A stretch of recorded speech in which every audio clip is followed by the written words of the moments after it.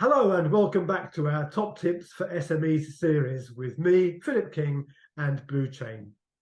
I'm excited to introduce Emma Philpott, who is Chief Exec of IASME. It's an accreditation body, but I'll let Emma explain exactly what that means and what it does.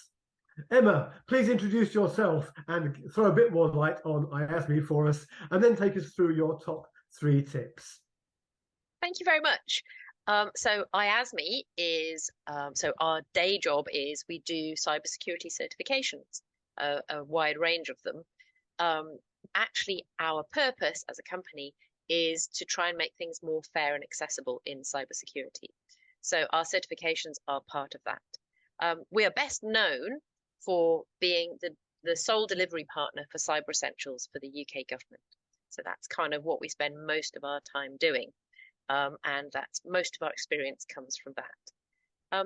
In terms of our top tips, so these top tips are from the things that we see in the day job, mainly Cyber Essentials, but also our other certification schemes that we do. So the first top tip is put a little bit of time aside, maybe once a month, to check the basic cybersecurity controls that they're in place. So the most important controls are usually can be put in place for free. They just take a little bit of time of going into the settings on your computer or the other devices that you use in your work and making sure that the security controls in those settings are switched on. I mean, that sounds really simple, doesn't it? But if anyone has tried going into the settings, it can be quite complex trying to find all the different little pathways that you go.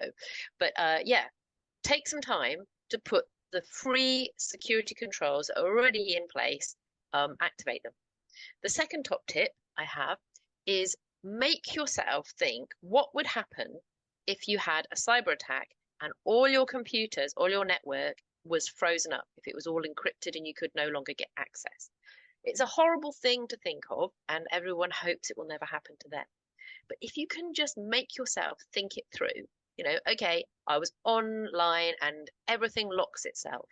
What would you do?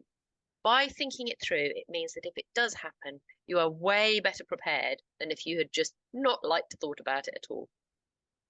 My third top tip is use two-factor authentication in as many places as you can.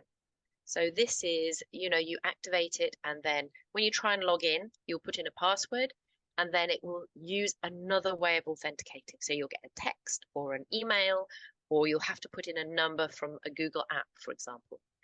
That really, really helps many of the cyber attacks that we see. It's very, very powerful. So those are my 3 top tips. Thank you very much indeed, Emma. Some really practical and some essential advice there. And I'm looking forward to delving into them some more with you shortly.